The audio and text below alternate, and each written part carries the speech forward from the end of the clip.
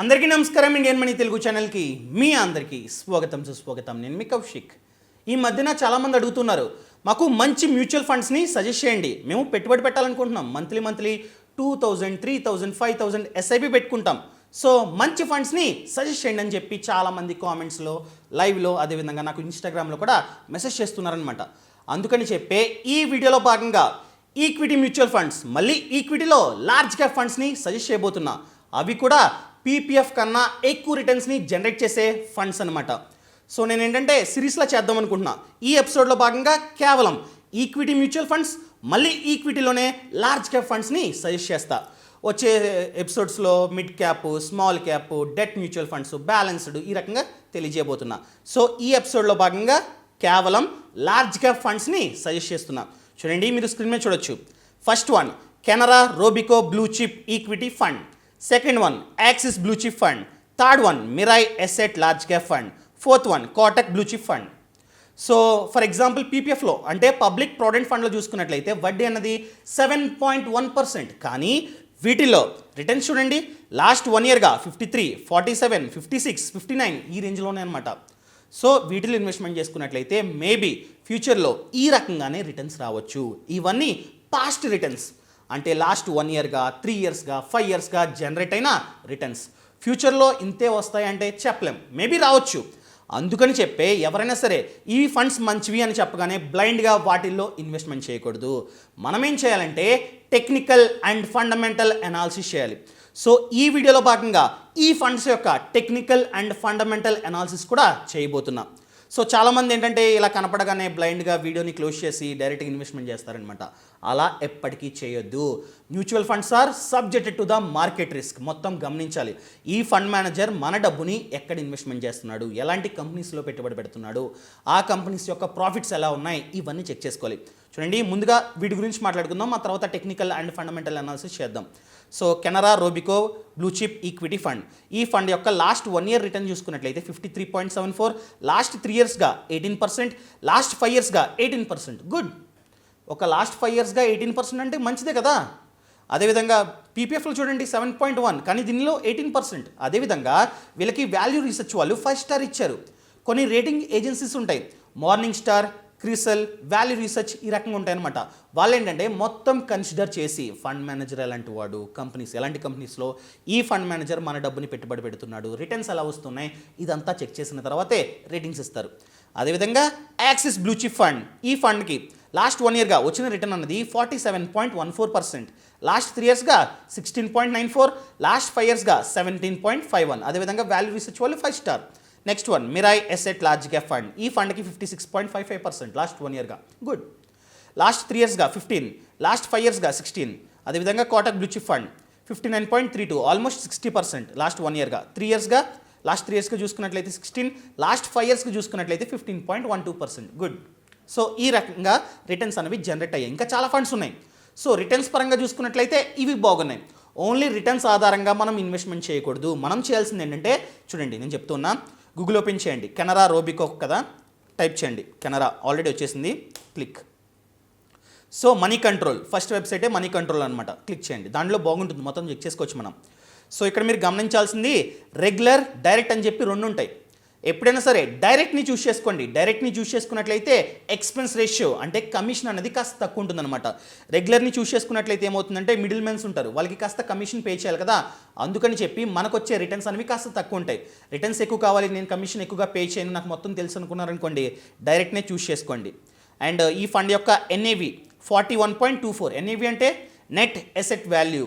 For example స్టాక్స్లో చూసుకున్నట్లయితే share price అంటాం, ఇందులో ఎన్ఏవి అంటాం అనమాట. సో ఒక యూనిట్ వస్తుంది, 41 రూపీస్కి ఒక యూనిట్ అనేది ఎలోకేషన్ జరుగుతుంది.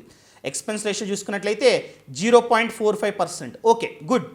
సో ఎక్స్పెన్స్ రేషియో ఎప్పుడైనా సరే 1% కన్నా ఎక్కువ, ఫర్ ఎగ్జాంపుల్ 2%, 3% ఈ రకంగా ఉండకూడదు. 1% కన్నా తక్కువే ఉండాలి. అసలు ఎక్స్పెన్స్ రేషియో అంటే ఫండ్ మేనేజర్ మన డబ్బుని మేనేజ్ చేస్తున్నందుకు మనం ఇచ్చే కమిషన్ అనమాట. ఫ్రీగా పనిచేయడు కదా, ఎవరు పనిచేయరు ఫ్రీగా. ఎవరు పని చేస్తారు చెప్పండి ఫ్రీగా. సో అతనికి డబ్బులు ఇవ్వాలి కాబట్టి దానినే ఎక్స్పెన్స్ రేషియో అంటాం. అది చూసుకున్నట్లయితే 0.45%. అది కూడా ఎక్కడి నుంచి కట్ అవుతుంది, మనకి ఎంతైతే రిటర్న్స్ జనరేట్ అయ్యాయో దానిలోంచి కట్ అవుతుంది అనమాట. అది కూడా గమనించుకోవడం చాలా చాలా ముఖ్యం. అదేవిధంగా క్రిసెల్ వాళ్ళు వీళ్ళకి 5 స్టార్ రేటింగ్ ఇచ్చారు. ఇంతకుముందు చెప్పా వాల్యూ రీసెర్చ్ వాళ్ళు 5 స్టార్ ఇచ్చారు. అదేవిధంగా క్రిసెల్ వాళ్ళు కూడా 5 స్టార్ ఇచ్చారు. అండ్ ఫండ్ సైజ్ చూసుకున్నట్లయితే 2476 కోట్లు. మీలాంటి వాళ్ళు నాలాంటి వాళ్ళు ఎవరెవరు ఈ ఫండ్లో పెట్టుబడి పెట్టారో దానినే ఫండ్ సైజ్ అంటాం. ఇంత డబ్బుని ఫండ్ మేనేజర్ మేనేజ్ చేస్తున్నాడు అనమాట. సో ఇది ఇంకా మీరు కిందకు వచ్చినట్లయితే అండ్ రిస్కోమీటర్ హైలో ఉంది, వెరీ హై, రెడ్లో ఉంది. కాస్త రిస్క్ అనేది ఎక్కువ ఉంటుంది, ఎందుకంటే ఇది ఈక్విటీ మ్యూచువల్ ఫండ్. అసలు ఈక్విటీ మ్యూచువల్ ఫండ్ అంటే మన డబ్బులో ఎక్కువ శాతాన్ని ఫండ్ మేనేజర్ ఈక్విటీ మార్కెట్లో పెట్టుబడి పెడతాడనమాట. ఈక్విటీ మార్కెట్ అంటే షేర్ మార్కెట్ అండి, స్టాక్ మార్కెట్లో ఎక్కువగా పెట్టుబడి పెడతాడు.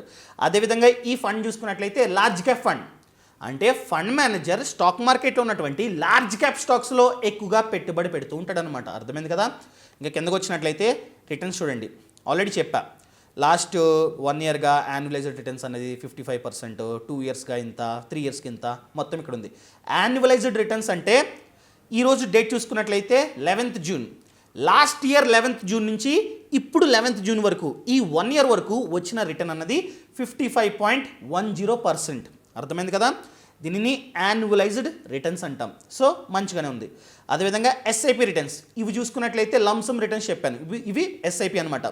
సో సిస్టమాటిక్ ఇన్వెస్ట్మెంట్ ప్లాన్ పెట్టుకున్నట్లయితే సో లాస్ట్ 1 ఇయర్గా వచ్చిన రిటర్న్ అన్నది 47.98%, ఆల్మోస్ట్ 50% ఎస్ఐపికి కూడా మంచిగానే ఉంది, గుడ్. సో ఈ రకంగా ప్లాన్ చేసుకోవాలి. అండ్ ఇక్కడ మీరు గమనించాల్సింది ఏంటంటే ఇక్కడ పోర్ట్ఫోలియో ఉందా చూడండి, పోర్ట్ఫోలియో దాన్ని క్లిక్ చేయండి.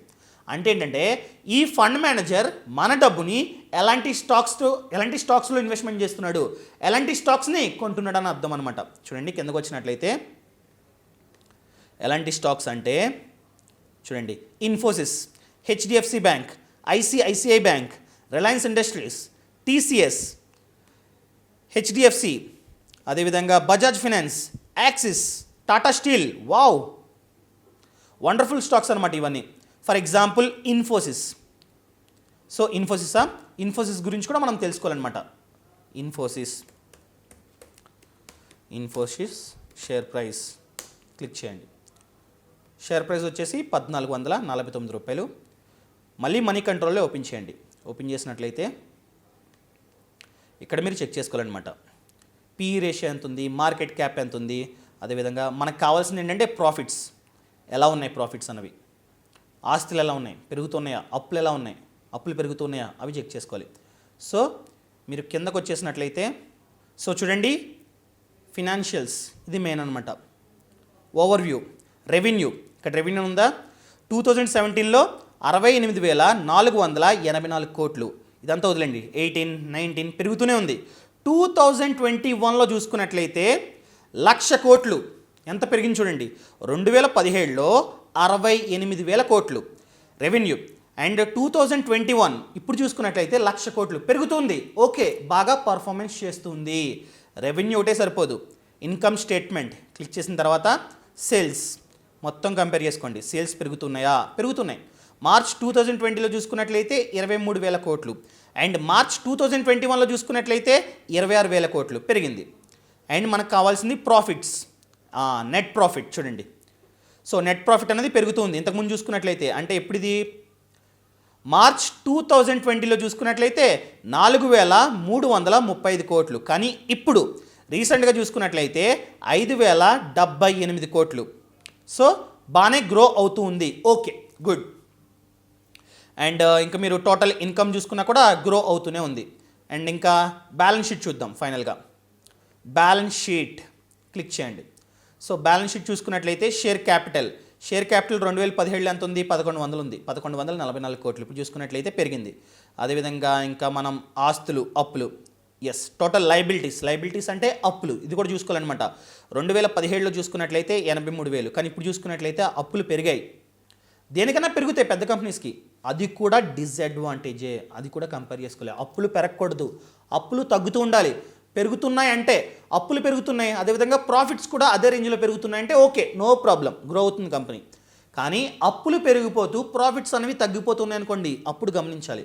ఇప్పుడు మనం ఆస్తులు చూద్దాం. అప్పులతో పాటు ఆస్తులు కూడా పెరిగితే ఓకే. చూడండి ఫిక్స్డ్ అసెట్స్ అంటే బిల్డింగ్స్ కావచ్చు, ఏదైనా కావచ్చు. 2017లో 11,000, కానీ ఇప్పుడు చూసుకున్నట్లయితే 20,000 పెరిగింది. ఆస్తులు పెరిగాయి కోట్లు. అంటే 11,000 కోట్ల నుండి 20,000 కోట్లకి ఆస్తులు పెరిగాయి. అంటే కంపెనీ గ్రో అవుతుంది. Good. Next one, total assets, మొత్తం ఆస్తులు 2017లో 83,000 కోట్లు, కానీ ఇప్పుడు 1,00,000 కోట్లు పెరిగింది. గుడ్. ప్రాఫిట్స్ పెరుగుతున్నాయి, ఆస్తులు పెరుగుతున్నాయి, అన్నీ పెరుగుతున్నాయి. సో ఇది మంచి కంపెనీ అని చెప్పి మీరు సెలెక్ట్ చేసుకోవచ్చు అనమాట. ఇన్ఫోసిస్ మంచిదే, మంచి కంపెనీలోనే ఈ ఫండ్ మేనేజర్ పెట్టుబడి పెట్టాడు. ఓకేనా? అదేవిధంగా నెక్స్ట్ ఇంకొక ఫండ్ చూద్దాం. యాక్సిస్ బ్లూ చిప్ ఫండ్ కదా. So Axis blue chip fund direct growth choose చేసుకున్నాం. And money control. So money కంట్రోల్కి వచ్చిన తర్వాత అన్నీ చూసుకోండి. క్రిసల్ వాళ్ళు 4 స్టార్ రేటింగ్ ఇచ్చారు, వాల్యూ రీసెర్చ్ వాళ్ళు 5 స్టార్ రేటింగ్ ఇచ్చారు. ఎక్స్పెన్స్ రేషియో చూసుకున్నట్లయితే 0.5. ఓకే, గుడ్, అంత గుడ్. అండ్ కిందకు వచ్చినట్లయితే రిటర్న్స్ చూడండి. సో 49.33% లాస్ట్ 1 ఇయర్గా, అంటే 50%. లాస్ట్ 5 ఇయర్స్గా చూసుకున్నట్లయితే 17.93. ఆల్రెడీ చెప్పాను కదా. సో మనకు కావాల్సింది ఏంటి? పోర్ట్ఫోలియో. ఈ ఫండ్ మేనేజర్ మన డబ్బుని ఎక్కడ పెట్టుబడి పెడుతున్నాడు? సో కిందకు వచ్చినట్లయితే చూడండి, Infosys, Bajaj Finance, HDFC Bank, TCS, Kotak Mahindra, ICICI, అదేవిధంగా Housing Finance Corporation, Reliance Industries, etcetera etcetera. ఏం చూద్దాం? రిలయన్స్ ఇండస్ట్రీస్ చూద్దామా? సో ఆల్రెడీ ఇన్ఫోసిస్ చూసాం. ఆ ఫండ్ ఈ ఫండ్ ఆల్మోస్ట్ ఒకేలాంటి కంపెనీస్లో పెట్టుబడి పెడుతున్నాయి. ఇన్ కేస్ మీరు కనుక 2 ఫండ్స్ని చూస్ చేసుకుందాం అనుకుంటే చూసుకోండి, ఓవర్లాప్ అయిపోతుంది పోర్ట్ఫోలియో. ఎందుకంటే రెండింటిలోని ఒకే కంపెనీస్ ఉన్నాయి, ఓవర్లాప్ అవ్వకూడదు. అది గమనించుకోవడం చాలా చాలా ముఖ్యం. ఏంటి? మనం రిలయన్స్ కదా, Reliance industries share price click చేయండి. సో మనీ కంట్రోల్ క్లిక్ చేయండి. క్లిక్ చేసిన తర్వాత 2,200 కిందకు వచ్చేయండి. మనకు కావాల్సింది బాగా కింద ఉంటుందన్నమాట.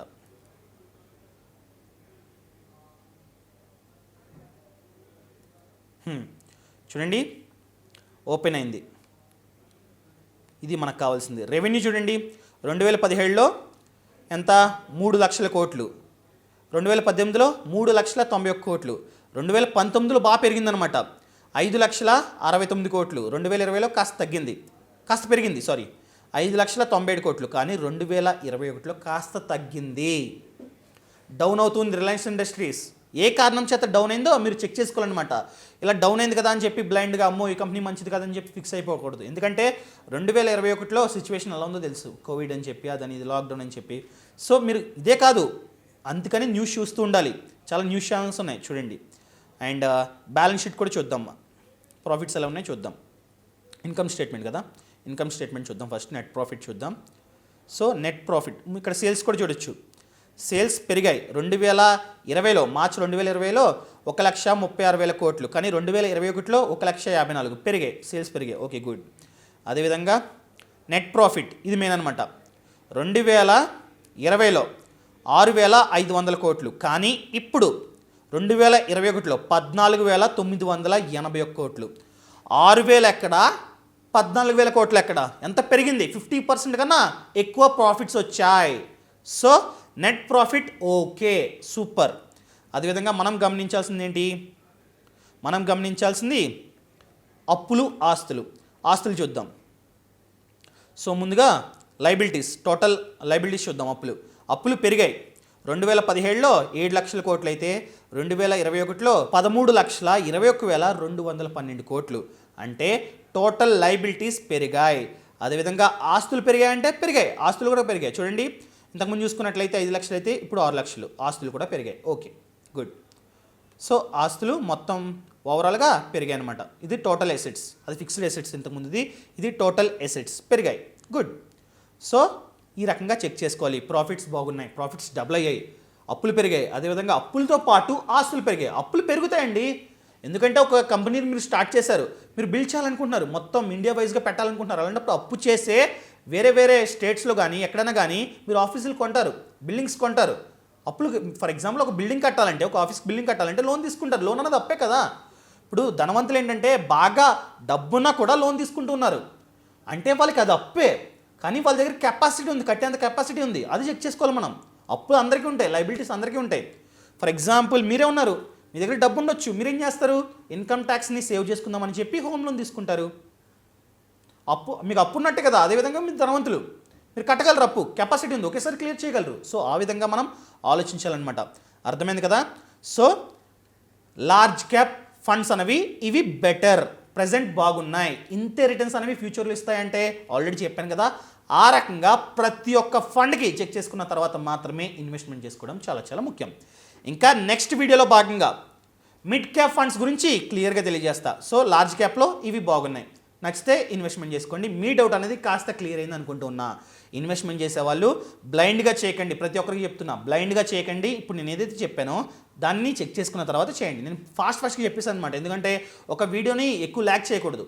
సో మీరు కూడా మనీ కంట్రోల్ని ఓపెన్ చేసి ఈ రకంగా చెక్ చేసుకోవడం చాలా చాలా ముఖ్యం. ఈ రకంగా మ్యూచువల్ ఫండ్స్ గురించి, స్టాక్ మార్కెట్ గురించి మరిన్ని వివరాలు తెలుసుకోవాలనుకుంటే ఇదే విధంగా అండి టెక్నికల్ అండ్ ఫండమెంటల్ అనాలిసిస్ ఇంకా డీప్గా మీకు తెలియచేయాలంటే, మీరు చూడాలనుకుంటే కింద డిస్క్రిప్షన్లో ఫినాన్షియల్ ఫ్రీడమ్ యాప్ లింక్ ఇచ్చా.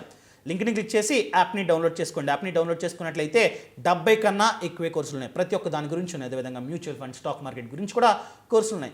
MARIDI ఈ కోడ్ని ఎంటర్ చేసినట్లయితే 2000 రూపాయలు డిస్కౌంట్ వస్తుంది. ఖచ్చితంగా తీసుకోండి సబ్స్క్రిప్షన్. అదేవిధంగా సబ్స్క్రిప్షన్ అనేది 3 నెలలకి, 1 ఇయర్కి, 5 ఇయర్స్కి ఈ రకంగా ఉందన్నమాట. 3 మంత్స్కి తీసుకోవద్దు, ఎందుకంటే 3 మంత్స్కి తీసుకున్నట్లయితే 3 మంత్స్ తర్వాత మళ్ళీ సబ్స్క్రిప్షన్ అమౌంట్ అనేది పెరగొచ్చు.